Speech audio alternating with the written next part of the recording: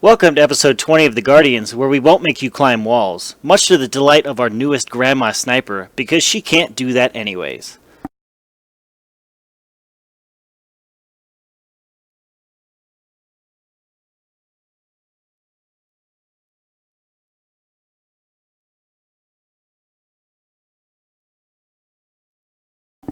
Alright, so it's episode 20. As you can see, it's One Eye and myself again this week. We were duo queuing it last week, we're duo queuing it this week. It's been a fun week. I mean, we haven't been streaming that much Overwatch compared to normal. We've been streaming other games, but there's still a decent amount. A big patch went out, 1.65 gigs onto the PTR. A lot to discuss, but how's your week going so far, One Eye? Good. I mean, I know we both have a lot of real life stuff going on, so we haven't been able to do a regular schedule this week, but it's been strange but fun playing a couple of different games in our off time. I know we played a little bit of Evolve, we've played a little bit of Paragon, did a little bit of Dead by Daylight now that they add Survive with Friends, so even though we haven't really been able to play and stream, it's been nice taking a little break and trying some new things, though I'm excited to get back into Overwatch. It's always fun. Oh, it's always fun. It's the world's greatest Blizzard game, I think. One of, if not the greatest Blizzard game. Good times. But I mean, a lot happened this week. This past weekend in the world of esports and earlier this week, a lot went on. As per the norm, we had two Gosu weeklies, NA and EU number 15, that happened this weekend. On the NA side, Nubris defeated SG1 3-0. Interesting fact, I don't really know much about SG1 except that they are a Finnish team, so they competed in the NA because there's no region locking. So it was nice to see fresh blood near the top of the Overwatch scene. And then in the EU side, Reunited defeated Rogue 3-1. Typical normal names that we're used to seeing. The Beyond the Summit Overwatch Cup continued on this past week on the 10th and 11th of July. Envious won the winners bracket. They triumphed 3-0 over Cloud9 to move on to the finals, and then Cloud9 dropped into the losers bracket and immediately lost to Code 7 3-1. So Code 7, Envious both moved on that side, and then the big daddy of them all so far in the Overwatch scene is the ESL Atlantic Showdown. Qualifiers are going on. Qualifiers for NA and EU number 1 went on last week. This week it was NA and EU number 2, and from the North American side, CLG, Team Liquid, Nubris, and Code 7 qualified on that side, and on the EU side, Rogue, Melty, Northern Gaming, Blue, and Creation. So pretty much the typical names we're used to seeing, with the exception of a couple names like CLG, who I've never heard of, but it's Good name. Whatever. Good name. I mean, yeah, that's cool, but I mean, a lot of action on the esports side. Yeah, not only that, but the Acer Pro Challenge playoffs happened. Creation defeated Rogue 4-2 for a nice, hefty 1,800 euro purse. Reunited finished third, so that was their results. The Battle, which they held their qualifiers back in June, Misfits defeated Reunited 3-1. Once again, more familiar names. Mm-hmm. The iBuyPower Summit Summer Invitational was supposed to happen the 10th through the 14th, the qualifiers, but we haven't been able to find any results for it. We do know that the invited teams were Cloud9, Code 7, LG, FaZe, TL, NG Red, Envious, Splice, so names that we would expect to be competing. And then 8 other teams that will qualify will move on, and 16 teams total will play off on the 16th to the 17th of this month. And then the Beat Invitational is currently going on as we stream live, and Cloud9 is playing NG Red, and the winners will face Code 7. Envious already through, and the winner of C7 and the losers bracket finals will play them for the whole purse the entire tournament. So that's exciting, and we'll definitely look forward to seeing how that plays out once this wraps up.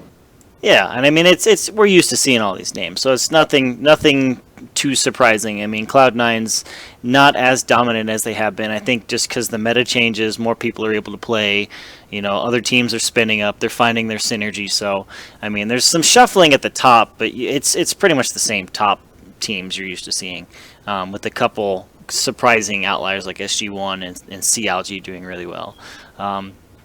But the big news of the week was, as I said, a 1.65 gig patch hit the PTR, the Public Test Realm, simultaneously, Blizzard announced the next character, which everyone thought was going to be Sombra, which we got it half right. It is a support sniper. Her name is Ana Amari. She is Farah's mother. So everyone had been going crazy. Sombra is Farah's mom. Sombra is Alejandra from the Soldier 76 Hero short. Nope. Sombra is probably still out there in the void for all we know. Yeah, who knows? But Ana is the newest character. There's no release date. However, they've been hinting that July 21st they were going to announce the next character. However, she's just been announced, so maybe that's her release date. Maybe it's just the release date for the mythical tank that they were working on in addition to the sniper that they were said to be working on. However, Ana's a little weird. Like I said, she's a support sniper. Her primary fire is her biotic rifle. When it hits allies, it restores health. When it hits enemies, it does damage. So essentially, you just do the same action, although if you're hitting a friendly character, it adds to the health. If you're hitting a red character, it takes away from the health, and she can scope in with her right mouse button, a la typical sniper. Also, it's worth noting that the effects are over time. Whenever Yes. you heal an enemy, or heal an ally, or hurt an enemy, it's sort of like a healing over time effect. It's not burst, which when hitting enemies with it is kind of funny, because if you watch the trailer too, if you haven't gotten to play her on the PTR, like you see Widowmaker get hit with a headshot, and then like a second afterward, her health bar just like quickly drops off. So it's a very interesting mechanic. Pretty much, her entire kit is based around this mechanic. And again, her biotic grenade is her E. It's an AoE heal for allies and an AoE damage for enemies. And the additional effect to that is that the ability increases healing for allies for a short duration. So if you have a Mercy or a Lucio, or even, I think it's been tested, I think Soldier 76 is self-heal and Roadhog self-heal. Those are actually boosted for a short time once they get hit with this AoE heal. And enemies are unable to be healed for a short time. So you hit them with this grenade, their supports can't do anything, they can't do self-heals. So they are essentially at the mercy of, no pun intended, the mercy of your damage sources hitting them. And then her sleep dart is Shift, which everyone's been having a lot of fun with. Those of you who are on social media have seen some of the GIFs that have been going out of people playing around with it. But when it hits an enemy, it renders them unconscious, and any damage will awaken them. And you'll see the little Z's popping up from their head because they are essentially sleeping on the ground. And then her final ability is her Nano Boost, which is her Q. It's her ultimate. She hits her ally with a combat boost, which allows for increased move speed, damage increased, and all incoming damage from the enemy team is reduced for a short period of time. Now, I've gotten a chance to try her out. Everyone, has been going on and on about her. What are your initial thoughts on her kit and how she feels compared to all the other supports in the game so far? I think there might be an argument that she's the new highest skill cap hero in the game. I am very impressed with her balancing, and what I mean by that is her kit has a lot of power front loaded into it. As somebody who has an extensive background playing MOBAs and games like that, things such as grievous wounds and anti-healing and healing boost and stims, like those are things that we're very used to seeing in gameplay. So seeing them hit Overwatch in an environment that's a first-person shooter, I mean, they feel incredibly powerful. These effects have always been strong, but actually having them on a sniper is just mind-blowing. She can do so much. To balance it out, she has absolutely no movement, which is kind of surprising considering she's a sniper. She has no way to actually get into good vantage points. So her positioning is extremely tricky. Not to mention, even though sleep is an extremely powerful effect, any damage will wake them up. So you have to be very, very safe. She's a very squishy and vulnerable target. However, I think she's amazing. The amount of power is crazy. I know they showed it in the trailer, but I'm sure you've had the same experience as I have on PTR. Reinhardt stimmed is a nightmare. Yeah. Absolutely. Like, I think a lot of people don't normally think of Reinhardt aggressively, but 75 damage to all enemies in an arc in front of you is his base damage on the hammer. That's a ton. You know what I mean? So you factor in the fact that, oh man, he's not really taking in damage, and oh man, now he's dealing more damage, and he becomes an absolute nightmare. So as we see her move into live, I would absolutely expect not only competitive, but just a lot of casual play as well. It's tough to say exactly where she will fit because she pairs well with both Mercy and Lucio so fantastically individually. but I wouldn't be wildly surprised to see like a Mercy and a double support comp. Because she is just really strong. I mean, in every sense of the word, her kit is absolutely crazy. She is. And the other thing that's kind of nightmarish is when you have those damage dealers and you're able to combo, which we always talk about. The beauty of Overwatch is finding out what works. I saw something on the PTR that gave me nightmares that next night, and it was a speed boosted from Lucio, nano boosted from Ana, Reaper Death Blossoming. He was moving faster than his normal move speed while Death Blossoming, and it was on Hollywood heading from the point they were defending, from the point back to past SUV at the choke point. He Death Blossomed that entire way, made it out into the lane, and it's like, oh my god, this is like stuff that nightmares are made of. How do you stop that? Like, you can't slow him down because he's double speed boosted. He's taking less damage. He's doing more damage, and oh, by the way, he's ulting. So, I mean, Ana brings so much more flair to comps. Now, I don't know where her place is just because she is a sniper, and I think they kind of dropped the ball a little bit thematically because it's cool that she's Farah's mom. And so then therefore she's older, but I mean, she's a sniper, and by default you would think snipers could get up high, and she can't wall climb. There's a video out on YouTube of, you know, this Hanzo climbing up the wall, and this Genji climbing up a wall, and Farah, you know, rocket jumping up to a wall, and then Ana runs up to it and looks up and goes, oh, and you see her look down slowly, like out of disappointment and shame. Like, she's a sniper. She thrives up on high vantage points, and a lot of these points that other snipers and high damage dealers in Overwatch can get to, Ana can't. So I honestly thought, you know, Sombra would be good as the sniper, and then just to kind of throw it all out of whack, be like, oh yeah, and Farah's mom, yeah, she's a tank. Like, she's the tank we've been working on, but I don't know how it would have worked. But I see where they're going. I had a lot of fun playing on the PTR. I don't know if she necessarily fits my playstyle. I really like the way her kit plays, but I'm just not a big sniper guy to begin with. Like, I sniped a lot in Call of Duty. Overwatch has a lot smaller maps. They're just, like, snipers in my mind. I really heavily favor the siege damage. Those of you guys who watch my streams know I'm always whining and complaining about team comps not having enough siege damage, like Farah and Junkrat and whatnot. So I don't know if I'll play her a ton. I might stick still to Lucio and Mercy, but she definitely has a place. I mean, her kit is very interesting.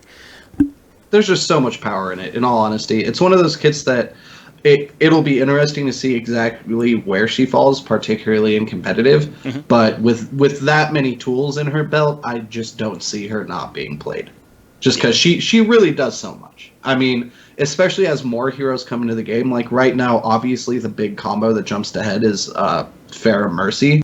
But the further we get into the game's development, we'll start to see more and more combos being like applicable and being viable. And like you said, Death Blossom into Stim, that's there's synergy right there. And when she has that much power and so much versatility in her kit, the longer the game goes on, the stronger I think she's going to become. Just because she does so much. If you haven't played her on the PTR, it's something you've got to experience, and you will when she hits live. She feels like a horse of a different color. Yep, and the other bonus, as they've said all along, she will be free when she hits live. So everybody will have access to her, and everybody will be, playing her a ton in quick match and quick play. She'll see her way to competitive teams, and those higher level accounts and players will be able to effectively utilize her. There was a developer stream, a developer kind of insight, so to speak, on a really famous, popular Overwatcher's stream by the name of Stir. He played with 11 other Blizzard developers earlier this week, and he played primarily, essentially, Ana the whole time, just to kind of show off what her kit was. And Jeff Kaplan, the lead game designer, was dropping knowledge left and right during that stream. He pretty much let slip that in the next PTR patch, Mercy's damage boost percentage, which is currently at 30%, they were looking at making it 50%. It's going to be reverted back to what it was. And they pretty much just said, that's a little too overpowered on some of the characters like Pharah, like Reaper. I mean, they do a ton of damage. Reaper can two-shot, and pretty much any squishy, if he gets double headshots from close range, he can just two-shot. And essentially what they were seeing was he was able to one-shot tracers if she didn't blink away fast enough. So 50% was a little extreme, so they're going to revert it back to 30%. And also currently on the PTR with that patch that came out, Zenyatta is rocking 200 health. We've been saying it all along. Yeah, we've been saying it all along. He needs 200 health. Yeah. But what they're seeing is, because he's also getting triple move speed with his Transcendence, it makes him very, very hard to hit. People are using him like a sniper. They're building up his ult really fast, and then he's really, really hard to hit. And on top of that, he's got 200 health. So they're looking at maybe scaling it back to 175 if 200 proves to be too much. But they're going to do some more testing on the PTR. They also said that there's going to be a new comic coming out for Ana, because they've been doing comics and they finished their last round with Torbjorn's comic and with the animated short for Soldier 76 with Hero. They're going to develop a new comic for Ana, and it's going to get put into the next rotation. They are also going to be coming out with 4 new maps soon. They're working on them right now. They did say that they're kind of crazy. Some of them might not ever make it out of the development stages, but they are working actively on 4 new maps, and they are also simultaneously working on new game modes. But the first map that they're coming out with soonish, quote unquote, soonish being relative. Blizzard, it could mean, next Tuesday, or it could mean, 6 years from now. With Blizzard, you never know, but they said it's going to have a standard game mode. So they are working on new modes, but the next map that they come out with will be one of the standard modes that we're all used to. And there's going to be new skins that are coming out by the end of summer. Every character launched with 10 skins. Ana has 10 skins. When she launches, she'll have 10. But now that they have those 10 base, they're going to add more to that. So, I mean, it was a lot of that first section that Kaplan dropped. There was a lot of information on that. I mean, what are your thoughts in hearing about, like, the new maps and Zenyatta changes and the Mercy reverting back to how she was before with her damage boost? It'll be interesting to see exactly what the new game mode is, but I'm extremely excited for it. Personally, what I'm hoping for, and I don't know if they're actually going to do it, but I would love to see Payload Race. Payload Race was always one of my favorite game modes from TF2, and it's like a payload push, except instead of one team attacking and one team defending, each team has their own payload that they're trying to push, like that are along the same path, just headed different directions. Mm-hmm. So it turns into like a really interesting dance of attacking, defending constantly. And I just always really enjoyed that game mode. So I'm hoping for Payload Race. We'll see what it ends up being. As far as Mercy's damage boost, I always felt like it was really strong, so I was kind of surprised they upped it in the first place. So I'm not wildly surprised to see him revert it. You know what I mean? Mm-hmm. I think Mercy's in a good place. I would like to see her get a little bit more utility in her kit, just because she feels incredibly vulnerable when she gets dove. But I think that's kind of a core concept of her design, is they want her to make feel really vulnerable. So yeah. I like where Mercy is, so I'm happy to see her not messed with too much. And then as far as Zenyatta's concerned, it's about time. Like, right. In all seriousness, we've been playing this game for so long, and originally when they nerfed his health pool, it wasn't that bad, because a lot of the other support heroes, like Lucio, had 150 health at the time. But then over a bunch of patches with buffs, it was more just indirect nerfs to Zenyatta.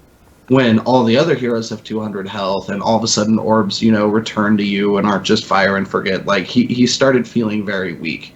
When we look at his play numbers, I mean, we see it reflected. So we know that he's not in a good place right now on live. So a 50 health boost, I think, is honestly all he needs to be viable. I haven't really played around with him on PTR, but if 200 is too much, 175 is perfectly fair.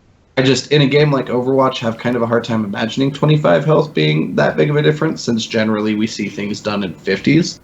But I'm glad they're buffing him, because he's needed it for a while. He's a fun hero and he does a lot, but he just died to too much random fire at 150 health, so glad to see the buff. Yeah.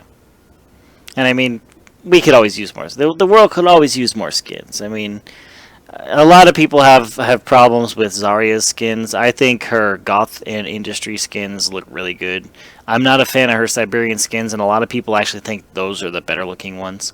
And as a Zarya main, so to speak. I hate using that term because there's really no mains in Overwatch. But as a predominantly Zarya player, it'll be nice to see more. Now, I'm just speculating that's what they're going to add is just skins for everybody. But, it's going to be nice to see more skins. Now, there was some more information that Kaplan dropped. He did say that they are looking at kind of fixing some of the hitbox issues that people have, specifically people who are hiding around corners. Hanzo's arrow is massive. The hitbox on it is huge. There's actually a video floating around the interwebs about a Widowmaker who isn't even seen. Like, it shows the Widowmaker view and then the Hanzo view on Dorado. Hanzo can't even see her. He just happens to shoot his arrow just above the roof, and it hits her with a headshot because the hitbox is so huge. And he went on to explain the reasoning for the big hitboxes. Essentially, in a game with such tiny, fast-moving heroes and projectile weapons, it would be incredibly frustrating to hit those characters if they didn't have bigger hitboxes. And so they said this is our way to kind of counter the tracers and the Lucios and whatnot, is to have big hitboxes, but the unintended side effect of that was it makes it a heck of a lot harder to avoid that damage when it's coming out. They also said they're going to add the ability to see ally health bars for all heroes, but not silhouettes through walls. So you'll be able to see where your ally is and what their health is. It's not coming in the next patch, but it sounds like they're going to be doing it pretty soon. And then you'll also notice that I kind of almost slipped up when talking about Ana and said, a lot of people are going to be playing her in quick match. What they're experimenting with on the PTR right now is no hero stacking. There's one hero limit for competitive mode. And essentially what this means is you can't have two of any of the same heroes. So they're going to try that out. They're testing it on the PTR right now. They also said starting next season they're doing away with sudden death coin flip. So it's going to be interesting to see what they come up. And they are also trying to reduce how long the competitive matches take. So probably start with making attack time shorter. So you'll have less time to get to the payload. If it's a payload map, you'll have less time to push it from checkpoint to checkpoint. Just because sometimes matches can take 40, 50 minutes, and you're like, oh my god, like this match would take 8 minutes in quick match, but here it is taking almost an hour for a competitive match. So I mean, they are looking at adding a bunch of stuff and changing a bunch of stuff. But there was a lot of information that Kaplan dropped during this Blizzard the dev stream, and I mean it's a lot of stuff that we all get to look forward to. I'm sure you would agree. Yeah, absolutely. I mean, hearing the insight to like how they're developing the game and how much feedback they're taking from the community, it's just good. You know what I mean? And I know we've talked about it on so many episodes, but it's hard to not mention it again. It just really shows how much Blizzard cares about the game. I mean, they're doing streams with the developers. They're talking about what's coming down the pipeline. I mean, you don't see that a lot in games, well, especially multiplayer games. Companies tend to be very ambiguous about what they're working on. And it makes sense, too. A lot of the time, I mean, once again, this is coming from like League of Legends and Dota and things like that. When developers are like, this is what we're working on soon TM, communities tend to freak out. Like, if anybody here is a League of Legends player or have any familiarity with it, the whole Aurelian Soul scandal, everything with them releasing a dragon concept soon TM, it not getting touched for 5 years, and then being an entirely different concept. Like, it happens all the time, and they should have that freedom as a developer.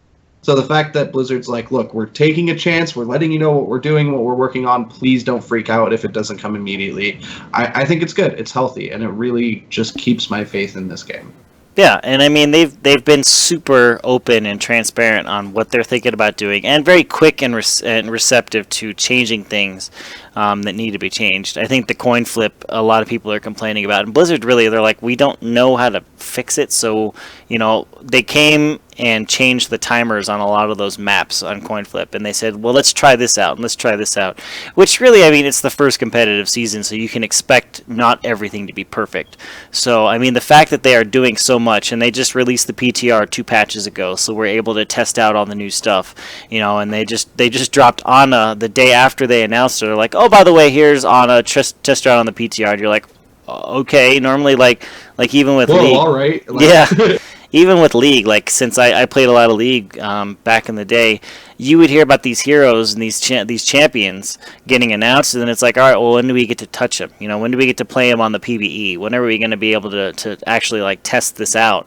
And you really wouldn't know. With Blizzard so far, it seemed like they're like, all right, well, here's a new map. It's on the PTR. Go test it out. All right, well, here's a new hero. Go test her out. So I mean, it really, as if I didn't have enough faith in the developer team and in Overwatch as a game. I mean, this just kind of strengthens it even more. I really want to see. It's funny too. In all honesty, I don't know if you remember that morning, but in the Guardians chat, everyone was freaking out because they're like, "Oh man, Ana video's out. Here are the abilities, guys. That's sweet." And then I laughed because half an hour later, it's like, "Oh god, she's on PTR." Like, yeah. It was one of those things where the turnover was so fast, we just weren't ready for it. It was like, "Oh man, we need to download and install real quick. We got to get back on there." Like, yeah, I think I wasn't even streaming Overwatch that day because I try and stick to a schedule, and people are like, "Oh my god, you're not streaming Overwatch?" Like, Anna's on the PTR. I'm like, "I know, I'm playing a different game." Like, after the stream, I'll test her out, and I did, but like it happened immediately, and you're like, "Oh, okay, I guess let's go test out this new character." And why? Let's do it, guys. Like, I really want to see what these new maps are gonna be. You know, there's been speculation all the time. Blizzard's been dropping Easter eggs left and right in all their videos and even in their current maps. Like, I'm still waiting for that Paris map because it's been in 2 videos now. Like, Paris has illuminated as a city, and you're like, all right, well, I'm waiting for it. Like, New Bonnie's on one, Dorado's on one, Hollywood, like, where's the Paris map? Where's the New York map? Like, I want to see what these maps are going to be and what the modes are. You know, I don't know if you have any theories or if there's anything you want to see in the game as far as maps, but like, I really want to see, like, we could use some new maps. I like diversity. Map diversity is really good, especially in games like this. One game I really enjoyed a lot while I played it was Nosgoth, which is another sort of class-based, team-based shooter type of game, right? Yeah. Where one team plays as vampire hunters, one team plays as vampires. And one thing I really liked about the map design, and it's something that Kaplan has specifically mentioned is something they've played around with too, is extremely vertical maps. In Nosgoth, the reason you see it is because vampires can scale buildings and like attack humans from different sides and things like that. But in Overwatch, we have so many heroes who have movement abilities. We have Pharah, we have Widowmaker, we have Tracer, you know, we have Mei with her wall. Like, I would like to see more vertical integration in these maps. I like vertical design. It's not something you see a lot, and I think Overwatch could do it really well. I think they have the right design for it. And then as far as modes go, like I said, would love to see Payload Race, just because I have such a love for it. And in all honesty, even though I don't think I would ever play it, and I don't necessarily think I would want it in casual queue, I think this game probably needs Team Deathmatch. And the reason why I say that is there are a lot of people who just play this game like it's Team Deathmatch. So for the people who don't like objective-based gameplay, it might be nice if they had a game mode or queue for just them. Or maybe a map like that, like an arena map, that's just like a quick, straight slugfest, you know, like best of 5, something like that. Yeah. While it wouldn't be the majority of the game, it could be fun as a little breath of fresh air. So I think those would be 2 game modes that we would be fairly likely to see. Maybe more hybrid maps, too, because who doesn't love King's Row? Oh, King's Row's hybrid maps are awesome. And one map idea that I've heard of, admittedly, I don't have a ton of map ideas like mechanics. I'm more focused on characters. But one idea that I heard that someone brought out was sort of like there's a payload in the middle, and it's essentially like a tug of war. You know, one team can push it, and then you can push them off and push the payload back, and when the time ends, whoever has the payload the farthest into enemy territory wins. You know, that would be kind of cool, but the problem I could see with that is if the payload never moves, then the match never ends. So, you know, it's kind of like, But one other thing I wanted to talk about, and it was on the patch, and it wasn't officially covered to how long in the patch notes, but essentially in the PTR right now, overtime is operating on a different time scale. If overtime is entered for 20 seconds or more, anytime the enemy team gets wiped off, that bar just drops, like it ends. So that kind of incorporating that with a map type like, you know, push the payload, tug of war type thing, that would pair really well, because then you wouldn't have these games lasting forever. And I mean, even with hybrid maps, you know, changing the way that overtime is. it's kind of out of order, but I just thought of it just now. But all these timing changes that Blizzard is making to their modes, and updating their maps with. I mean, it's the perfect time to throw new maps into the pool. And Blizzard has never shied away from that. We saw it with Heroes of the Storm. I mean, we had 7 maps, and then magically we had 11, and you're like, okay. And they'll probably put them on a map rotation like they always do. But I really want to see more maps. Like, I really like your idea of like vertical scaling, because there's a lot of heroes that can scale vertically, and there's going to be a lot more that really you want to be able to utilize their ability to get up and not just hit the imaginary ceiling. There have been custom games that we've gone into where I've just tried to see how high you can get Pharah, and you just constantly hit the ceiling, and you're like you can't even get to. There's certain sections on maps you can't even get up to like a high vantage point because the ceiling is lower than the vantage point. And I'm like, that would be really great to get to, but I can't because of the ceiling. So I like your ideas. King's Row always made me laugh too, because if you jump on top of the statue with Pharah and that rocket boost, you just bounce off the invisible ceiling like a bouncy ball. It's just absolutely hilarious. You just ricochet right off of it. Yeah. But yeah, the main reason why I want to highlight that is because Kaplan did say that they were playing around with it. And the only issue that they had with it is that heroes who didn't have movement abilities and melee heroes felt really weak. But I feel like Overwatch is the game to do it. You can't necessarily do maps like that in a game like Call of Duty. I mean, in the ones that are coming out, yeah, sure. And like you could do it in a game like Lawbreakers, but you could in Overwatch, and you don't see it a lot. I'd like to see it, and I think Blizzard could do it really well. Yeah, you brought up Lawbreakers. I mean, one thing I got out of when I tested it was I liked the game mode, and it's the game mode that Total Biscuit and others have streamed in the past. And it was the one team captures the battery, and you have to charge it up at a certain section, and the enemy team can come in and steal the battery and steal the charge and take it. Like, I like that idea. And whenever one team fully charges the battery or whatever it is, they win. Like, I like that idea. It's a good idea. Kind of capture the flag type, Warsong Gulch that you see in World of Warcraft. They have the technology. They've done that kind of game mode in the past with other games. Just incorporating it into Overwatch, I think, would be awesome. There's so much potential out there for like the new content, and we know they're gonna release it. It's just a matter of time. So, and it's coming too. That's the important thing, is it is coming. Yeah. So I mean, we'll see what it is. But Anna's the newest toy, and hopefully she gets released soon. But like we do every week, we have a community spotlight, and sometimes we'll have a couple different things, and sometimes we'll just have one thing. And this week we have one thing, and there is a video out there. Somebody named Raunchy Animation with a W. Had a Patreon page, and they got crowdfunded to make these series of videos. Raunchy's big in another community. I think it's either Dota or CSGO. He does a lot of work, a lot of stuff, a lot of analysis and funny little videos in other games, and so he's brought his talents to Overwatch. And so the first video he released is called Move the Payload, and it essentially chronicles the life of a Zenyatta. All his struggle. Yeah, his teammates all zip off the payload, and then you see the Zenyatta come up, and he's pretty much just like, payload, move the payload. And it's funny because it uses all in-game voice lines, all in-game voice lines and sound clips, so you get all the sound effects and stuff straight from the game itself. I mean, there's nothing. I need healing. Yeah, I need healing. The payload moves like a stone. Like it's really well done. And I'll go ahead and I'll link it in the chat so that you guys have a chance to go see it. But I mean, it's a ton of fun to go watch, and it's really worthwhile.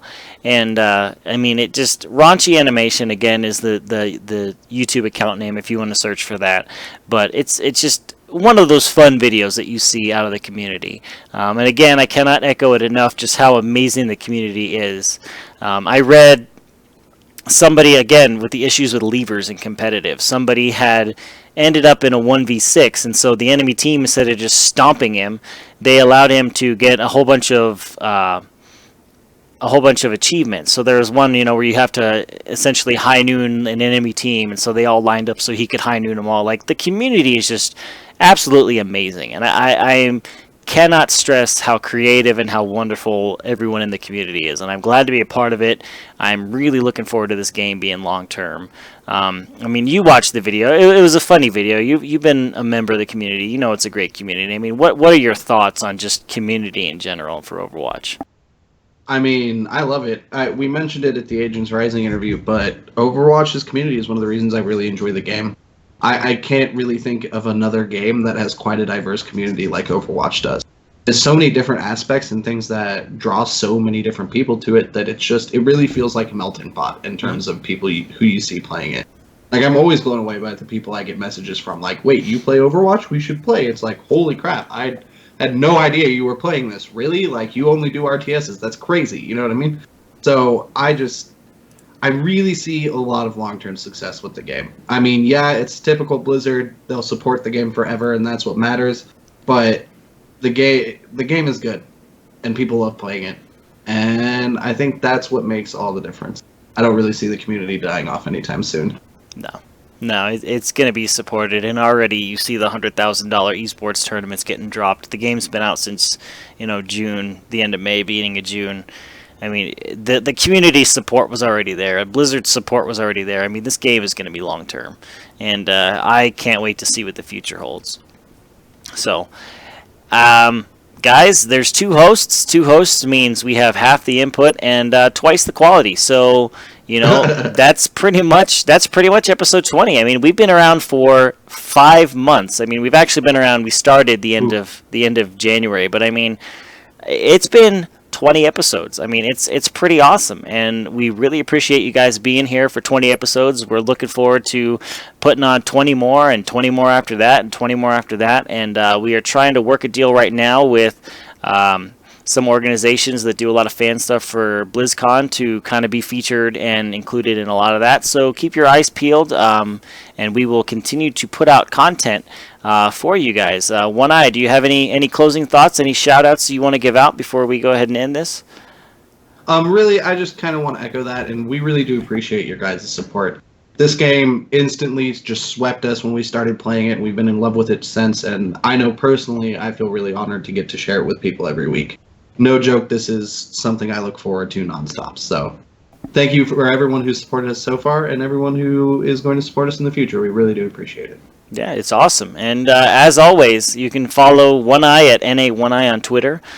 He has been saying he's going to start streaming, and I might actually drive up to his house because for those of you who know us, we live very close together. So I might drive up to his house and start throwing things at him until he starts streaming. Hey, I got the PC working again. That Yay! was the biggest part. Yay, yeah, and I got to return your Elgato so you can do a lot of retro stuff. But also, he is a member of Multitapped, which is a retro gaming community. They have a podcast every Wednesday night. It's really good stuff. There are a couple people in chat right now.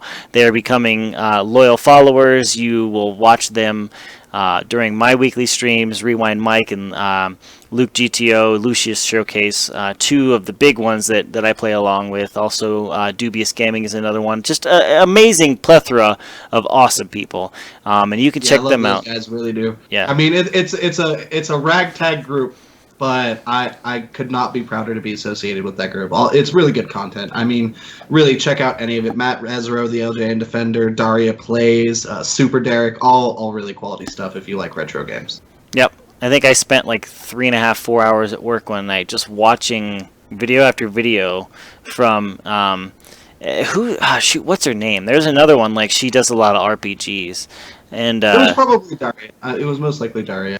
She's been doing a lot of work and she's been streaming a ton lately too. So glad to see the direction her channel's moving. It's really exciting. Yeah, Daria was one of them. The other one, her real name's Pam. I can't remember her channel name, but just really Multitapped is just a really good group. Like, pretty much just check them out. I mean, and they constantly have new people that they're bringing on. So it's really good times. And as for me, you can follow me on Twitter at Veritechgg, on Twitch at Veritechgg, on YouTube you can just follow me. Just look for Veritech. I'm the biggest, most important channel, first in the search results. We live stream every Friday at 5 p.m. Pacific, 8 p.m. Eastern.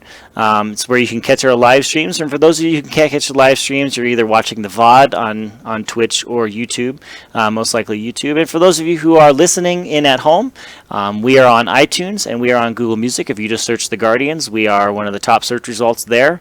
But again, this has been episode 20 of The Guardians. I am Veritech, from my very reliable, very lovely co-host One Eye to my right, the stream right. You can catch us here every Friday, and we will see you next Friday here on YouTube and Twitch.